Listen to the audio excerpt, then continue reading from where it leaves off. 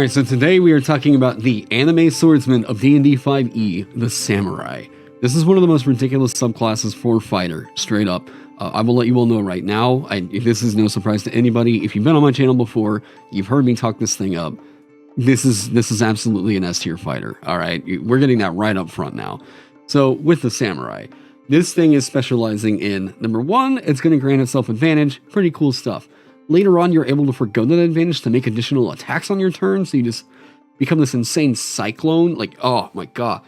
I love so much of what the subclass is throwing out. Everything about this is extremely cinematic. Let's just get right into it. The Samurai is a fighter who draws on an implacable fighting spirit to overcome enemies.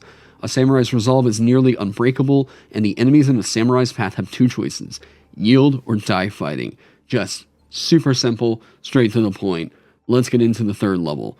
Bonus proficiency. When you choose this archetype at third level, you gain proficiency in one of the following skills of your choice: history, insight, performance, or persuasion.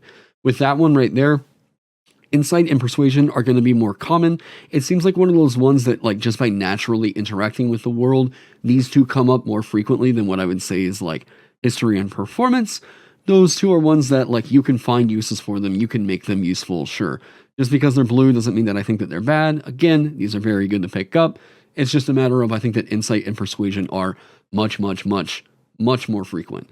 Now, to also note on this one, performance and persuasion do not appear on the fighter class skill proficiency possibilities here, but history and insight do. So that might be a point in their favor, and but if none of that appeals to you, you can learn one language of your choice. Mostly a ribbon feature, but hey, it's there. If you picked up skilled maybe early on and you're like, well, this is worth nothing to me. Oh, what do you know? You can still go get a language of your choice. Just awesome. Awesome. We aren't going to have any redundant builds with this feature. Fighting Spirit. Starting at third level, you get one of the coolest core features of any subclass. Your intensity in battle can shield you and help you strike true. As a bonus action on your turn, you can give yourself advantage on weapon attack rolls until the end of the current turn. When you do, you also gain 5 temporary hit points. So let's pause right here.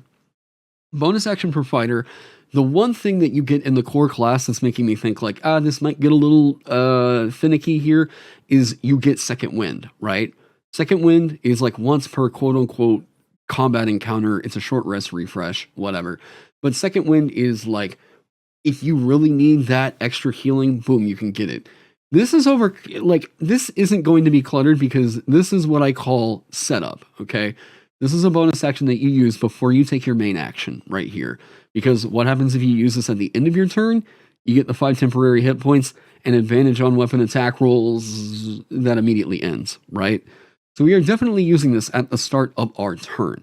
And if you want to go through and just do that crazy anime, I run through the enemies and hit like boom, boom, whatever, you can do that. And the 5 temporary hit points are making it to where if you do get hit with an opportunity attack, it's not going to be so rough, it'll happen. But yeah, you almost kind of invite it in a way because you would rather it hit you than one of the harassers, right? So you giving yourself advantage on weapon attack rolls until the end of the current turn. What I like in the flavor of this is, like, if you wanted to go with that kind of like a Ronin flavor with it, go over into Rogue, and then sneak attack can trigger off of this thing. Like, oh, it's pretty sweet. But you just back on this right now. The number of temporary hit points increases when you reach certain levels in this class, increasing to 10 at 10th level and 15 at 15th level. Now, here's the other crazy thing. And I know I just looked at Arcane Archer, and like, boy, I don't know how these two appeared in the same book. You can use this feature 3 times, and you regain all expended uses of it when you finish a long rest. So, I know that the long rest refresh might scare some people away, but like, oh buddy, think about it like this. You use this feature on a class that has another feature called Action Surge. You use this bonus action to Nova on that turn, alright? Use the bonus action, take the attack action, take Action Surge, take the attack action again. This is going to continue getting better the more and more that you get extra attacks on your turn, which, like, you don't have to wait too long, because guess what's coming up in 2 levels? We are going to get a feature here in a little bit at 10th level that's going to make it to where we're not super scared of popping this in combat a whole lot. But I mean, the bonus of the temporary hit points on top, like, ah, man. Fighting Spirit is so all around insanely, insanely strong. Now, that's not the only strong thing that they get here. Their 7th level is likewise ridiculous. Starting at 7th level, your discipline and attention to detail allow you to excel in social situations. Whenever you make a charisma persuasion check, you gain a bonus to the check equal to your wisdom modifier. If you did invest into charisma at all, well, cool. You know, you get your persuasion, sure, you get a bonus there. But even if you didn't, you can still play a face by building into wisdom, right? I would already think that that was kind of cool as a feature, except they get more. Your self-control also causes you to get proficiency in wisdom saving throws, one of the most, if not the most common saving throw called for in the entire game. This is already so good. But because they changed design philosophies and they wanted to make it to where builds couldn't be easily made to be redundant, they give you this. If you already have this proficiency, you instead gain proficiency in intelligence or charisma saving throws, your choice. This is so amazing to get. Here at 7th level, it's the kind of thing that, like, if someone had submitted this to me for a project, I would look at this and be like, "Woo, we got quite a lot of chunk happening in here. We may have to trim something back." This is so insanely strong. God, Elegant Courtier is one of the best defensive features for a fighter. Absolutely. 3 levels later, you're going to get Tireless Spirit, and remember that this is going to scale up to 10. So Tireless Spirit, starting at 10th level, when you roll initiative and have no uses of Fighting Spirit remaining, you regain 1 use. So you're no longer scared to really just continuously pop this thing in nearly every combat, right? The way I look at this is like, you want to go full Nova on a turn, you want to save up that action surge to do the whole nutty combo. Yep, you could absolutely do that. This is making it to where, at this point, it's like the core is just going to be more reliable for you, right? The resource is going to be there. You can be sure each time you roll initiative. So I dig that this is there.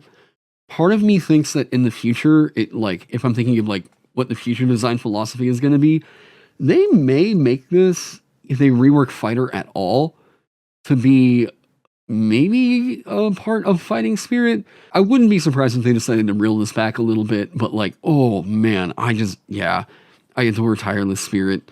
Just all the reliability in there. Now, everything I've been rating it so far is purple, right? There's a lot of these that are really, really pushing that power. Whenever we get up to 15th level, not only does this scale up, right? We get Rapid Strike, one of the coolest martial mechanics in the entire game. Starting at 15th level, you learn to trade accuracy for swift strikes. If you take the attack action on your turn and have advantage on the attack roll against one of the targets, you can forgo the advantage that roll to make an additional weapon attack against that target as a part of the same action. You can do so no more than once per turn. What they did with this is the exact opposite of True Strike, and it is so good. Oh my god, this is so scary good. You can easily make this pop off on tables with a variant flanking rule, no problem. And yes, if this is the case where you have advantage on the attack roll, I will tell you right now, it is more often than not better for you to forego the advantage to get this to pop off, right? Now, I mean, another thing that's happening in here is like, if you did multi-class over into Rogue, you can still have advantage on one of the attack rolls that you're going to make during the turn and get sneak attack to pop off, and then you have this as well. Like, oh, it's so good. Yeah. Oh my god, Rapid Strike, absolutely deserving of a purple. Strength before death, their big capstone. I generally am not a huge fan of defensive capstones because I think that they tend to feel a little bit underwhelming, especially whenever you are focused on offense. This is definitely getting across offense, though, with a defensive kind of a capstone here. Starting at 18th level, your Fighting Spirit can delay the grasp of death. If you take damage that reduces you to 0 hit points and doesn't kill you outright, you can use your reaction to delay falling unconscious, and you can immediately take an extra turn, interrupting the current turn. While you have 0 hit points during that turn, taking damage causes death saving throw failures as normal, and 3 death saving throw failures can still kill you. When the extra turn ends, you fall unconscious if you have 0 hit points. Once you use this feature, you can't use it again until you finish a long rest. May I remind you, this is on a class where if you're worried about this, like, am I really going to come pop back up? This is on a class that is getting an extra turn with this feature right here. If you're even more worried, at this level, you are most likely going to have at least 1 or 2 potions of supreme healing, whatever. You are going to have ways that you can get yourself back up. And this is essentially like, once you die, you don't die for the day. Like, it's absolutely insane. And the cinema of it, even if you're like, we're out of resources, but we really need to take this thing down, I'm going to make the sacrifice and just go whole hog, blow my action surges, get everything out that I still possibly can. There is so much cinema in this feature right here. Absolutely one of my favorite fighter subclasses. If you have not checked this one out, you definitely should, because, oh my god, this is such a fun subclass to play. Yeah, let me know what you think about fighter down in the comment section below. Like I said earlier, absolutely deserving of being an S. This absolutely deserves to be up here. This is my upper echelon of where I love to see fighters sitting. This is the power where I'm like, boom, if it is on the same level of power and it is just as exciting as Samurai, then like, yeah, let's put it in the game, right? I think once something starts to outperform this, that's where I start to get worried about, is that thing gonna be, oh god. Yeah, I love this subclass. Like I said, leave it down in the comment section below. A huge shout out to my Patreon sponsors. Thank you all so much for helping me keep the lights on around here and coffee in my blood. You all are absolute heroes. If you join up over in my Discord because you're interested in homebrew design, you can get access to my Discord community where we talk about homebrew. I even check out some of your work once a month on my monthly homebrew design consultation streams. So come and join up over there if you want to help support the channel and grow a little bit as a designer. So that's going to be it for me on this one, guys. Thank you all so much for being here. I hope you all are staying safe, staying healthy, and I can't wait to see you on the next one.